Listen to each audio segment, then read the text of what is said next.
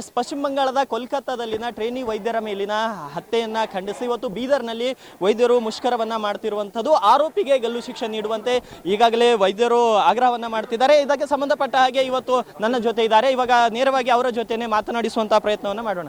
Sir, ಬೀದರ್ನಲ್ಲಿ ಎಲ್ಲ ವೈದ್ಯರು ಇದಕ್ಕೆ ಸಾಥ್ ಕೊಡ್ತಾ ಇದ್ದಾರೆ ಸರ್ ಹೌದು. ಪ್ರತಿಭಟನೆಗೆ? IMA ಡಾಕ್ಟರ್ಸ್ ಮತ್ತು junior doctors, junior doctor Ashwan ಮತ್ತು ಸ್ಟೂಡೆಂಟ್ ಅಶ್ವಂದರು ಮತ್ತು ಮುಂತಾದ nursing college, Ayurvedic college, dental college, all the other health KGMO doctors, ಎಲ್ಲ ತರಗತಿ ಹೆಲ್ತ್ ವರ್ಕರ್ಸ್ ಇದಕ್ಕೆ ಎಲ್ಲರೂ ಸಪೋರ್ಟ್ ಕೊಡ್ತಾರೆ. ಎಲ್ಲ ಸಪೋರ್ಟ್ ಕೊಡ್ತಾರೆ, ಎಲ್ಲೋ ಪಾರ್ಟಿಸಿಪೇಟ್ ಮಾಡೋದು. ಇವಾಗ ತಮ್ಮ ಬೇಡಿಕೆ ಇದೆ ಸರ್, ಏನು ಆರೋಪಿಗೆ ಗಲ್ಲು ಶಿಕ್ಷೆ ಆಗಬೇಕು ಅಂತ ಸರ್. ಸರ್ಕಾರ ಮಟ್ಟದಲ್ಲಿ ಇನ್ನಷ್ಟು ಇವಾಗ ಪ್ರತಿಭಟನೆ ಇವತ್ತು OPDಗಳನ್ನ ಬಂದ್ ಮಾಡಿ ತಾವು ಪ್ರತಿಭಟನೆ ಮಾಡ್ತಾ ಇದ್ದಾರೆ ಸರ್. ಆರೋಪಿಗೆ ಗಲ್ಲು ಶಿಕ್ಷೆ ನೀಡದಿದ್ರೆ ಇನ್ನು ಹೋರಾಟ ಏನು ಮುಂದುವರಿಸ್ತೀರಾ ಅಂತ?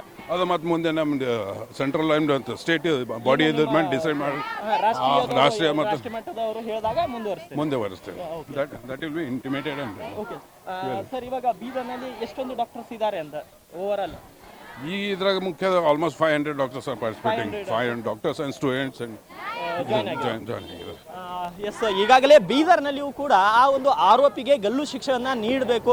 ಆರೋಪಿ ಎಲ್ಲೇ ಇದ್ರು, ಯಾರೇ ಇರಲಿ, ಅವರ ಹಿಂದೆ ಯಾರ್ಗಡೆ ಇದ್ರು ಕೂಡ ಲೆಕ್ಕಿಸದೆ ಅಂತ ಆರೋಪಿಗೆ ಗಲ್ಲು ಶಿಕ್ಷೆಯನ್ನ ನೀಡಬೇಕು ಅಂತ ಇವತ್ತು ಹಿರಿಯ ವೈದ್ಯರು, ಕಿರಿಯ ವೈದ್ಯರು ಪ್ರತಿಯೊಬ್ಬರು ಕೂಡ ಇವತ್ತು ಪ್ರತಿಭಟನೆಯಲ್ಲಿ ಜಾಯ್ನ್ ಆಗಿದ್ದಾರೆ ಬೀದರ್ನಲ್ಲಿ. ಯಾಕೆಂದ್ರೆ ಆರೋಪಿಗೆ ಏನೇನು ಘಟನೆ ನಡೆದು 4-5 ದಿನಗಳು ಕಳೆದರೂ ಕೂಡ ಆರೋಪಿಗೆ ಇಲ್ಲಿಯ ತನಕ ಬಂಧಿಸಿಲ್ಲ. ಆರೋಪಿಗೆ ಆದಷ್ಟು ಬೇಗ ಗಲ್ಲು ಶಿಕ್ಷೆ ಆಗಬೇಕು ಅನ್ನೋದು ಬೀದರ್ನಲ್ಲಿರುವಂತಹ ಒಂದು ವೈದ್ಯರ ಆಗ್ರಹವಾಗಿದೆ. ಈಗಾಗಲೇ ಬೀದರ್ನಲ್ಲಿಯೂ ಕೂಡ ಪ್ರತಿಭಟನೆ ಮುಂದುವರೆದಿದೆ. ಈಗಾಗಲೇ IMA ಹಾಲ್ನಿಂದ ಏನು ಜಿಲ್ಲಾಧಿಕಾರಿ ಕಚೇರಿ ಮತ್ತು ಅಂಬೇಡ್ಕರ್ ವೃತ್ತದವರೆಗೆ ಪ್ರತಿಭಟನೆ ನಡೆಯುವಂತಹ ಸಾಧ್ಯತೆ ಇದೆ. ಈಗಾಗಲೇ ಪೊಲೀಸ್ ಇಲಾಖೆಯು ಕೂಡ ಬಿಗಿ ಪೊಲೀಸ್ ಬಂದೋಬಸ್ತನ್ನು ಕೂಡ ಒದಗಿಸಿರುವಂಥದ್ದು ಈ ಒಂದು ಪ್ರತಿಭಟನೆ ಮುಷ್ಕರಕ್ಕೆ. ಹಾಗಾಗಿ ಹಿರಿಯ ವೈದ್ಯರು ಕೂಡ ಈ ಒಂದು ಪ್ರತಿಭಟನೆಯಲ್ಲಿ ಭಾಗಿಯಾಗಿದ್ದಾರೆ. ಕ್ಯಾಮೆರಾ ಪರ್ಸನ್ ಸಂತೋಷ್ ಸ್ವಾಮಿ ಜೊತೆ ಹನುಮಂತ್ ದೇಶ್ಮುಖ್, ಉತ್ತರ ಕರ್ನಾಟಕ ನ್ಯೂಸ್, ಬೀದರ್.